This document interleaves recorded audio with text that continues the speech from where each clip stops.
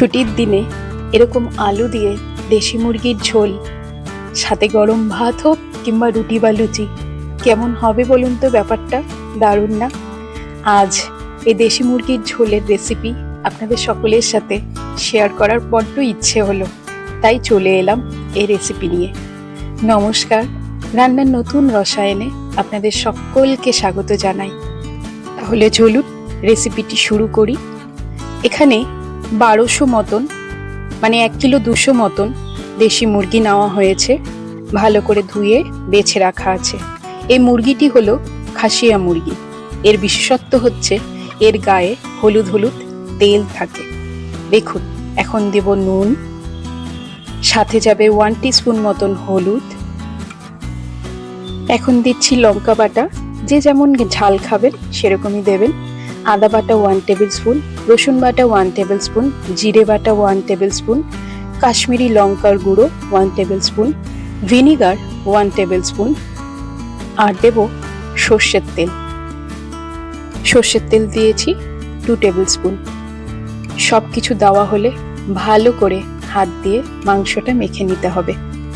হাত না হলে কিন্তু চলবে না ম্যারিনেশনে। হাত দিয়ে ভালো করে প্রত্যেকটা পিস আমরা মশলা দিয়ে মাখিয়ে নেব।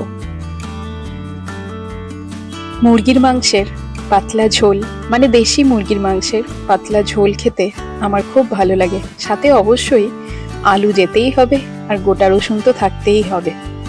দেখুন, মাংসটা কিন্তু আমি ভালো করে মাখিয়ে নিলাম। সঙ্গে থাকুন, দেখতে থাকুন এই রেসিপিটি।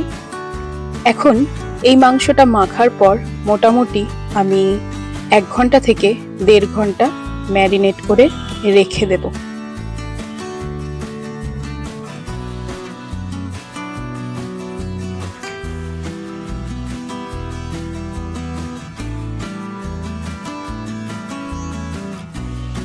এখন এটা ম্যারিনেট করা থাক, অন্য প্রসেসের দিকে এগোই। কড়াইয়ে দেব 4 চামচ মতন সর্ষের তেল। ওই যে মাংস আলু ছাড়া চলে না, সেই জন্য 2টো আলুকে মাঝখানে হাফ করে নিয়েছি, দিয়ে ডিপ ফ্রাই করে নেব। আলুটা দেখুন লাল লাল করে কিন্তু আমাদের ভাজা হয়ে গেছে। এবার আলুটা আমরা তুলে রেখে দেব এবং সেই তেলে দেব পেঁয়াজ কুচি। পেঁয়াজ নিয়েছি এখানে 5টা বড় সাইজের, এখানে কুচি করা আছে ভালোভাবে। আর দেব একটা গোটা রসুন। এবার রসুন আর পেঁয়াজকে ভালো করে কিন্তু ভাজতে হবে। মাঝারি ফ্লেমে পেঁয়াজটা ভাজবো, যাতে খুব ভালোভাবে ভেতরেও এবং বাইরে ভাজা হয়ে যায়। এবার এর মধ্যে দিচ্ছি 1/2 টেবিল স্পুন রসুন বাটা। রসুনটা ভালো করে ভেজে নিতে হবে, যাতে কাঁচা গন্ধটা না থাকে। এই পেঁয়াজ আর রসুন বাটাটা ভাজতে ভাজতে এর মধ্যে দেব হচ্ছে ঘি, যাতে খুব সুন্দর গন্ধ বেরোয়। আমি 1/2 টেবিল স্পুন মতন ঘি দিলাম। ঘি দিয়ে আবারও ভালো করে ভেজে নিতে হবে। এখন এর মধ্যে যাবে 1.5 টেবিল স্পুন ধনে গুঁড়ো। ধনে গুঁড়োকে আমরা জলে গুলে তারপরে এর মধ্যে দিয়েছি, দিয়ে আবারও ভালো করে কিন্তু আমরা কষিয়ে নেব মশলাটা।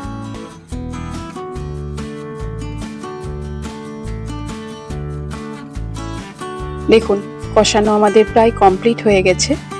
এবার এর মধ্যে আমাদের যে ম্যারিনেটেড করা চিকেনটা আছে সেটা এর মধ্যে দিয়ে দেব।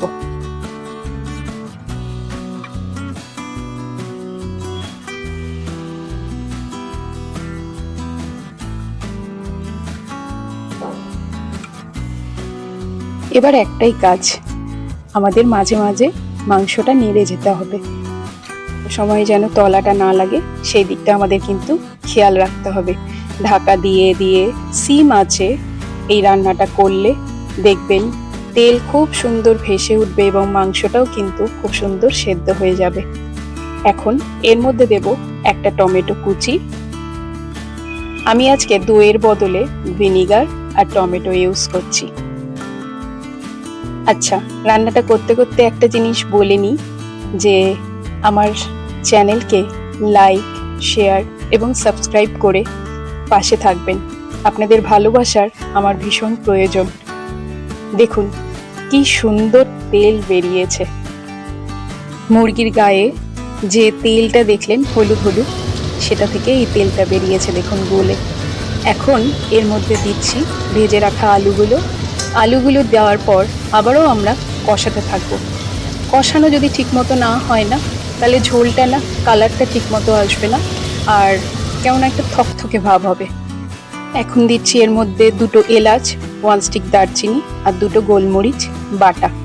গরম মশলাটা দেওয়া হলে আবারও ভালো করে কষানোর পর শেষে দেব গরম জল। গরম জল মোটামুটি 300 গ্রাম মতন আমি এখানে দিয়েছি। ব্যাস, সেদ্ধ তো আমাদের হয়েই গেছে। মিনিট 10 ফুটলেই রেডি আজকে আমাদের চিকেন কারি রেসিপি। আজকের রেসিপি আপনাদের কেমন লাগলো তা অবশ্যই কমেন্ট করে জানাবেন, আর কি টাইপের রান্না দেখতে চাইছেন সেটাও কমেন্টে জানাবেন। আজকের মতন এখানেই শেষ। এরপরে আরও একটি রেসিপি নিয়ে আপনাদের সকলের সামনে হাজির হব। ভালো থাকবেন, সুস্থ থাকবেন। ধন্যবাদ।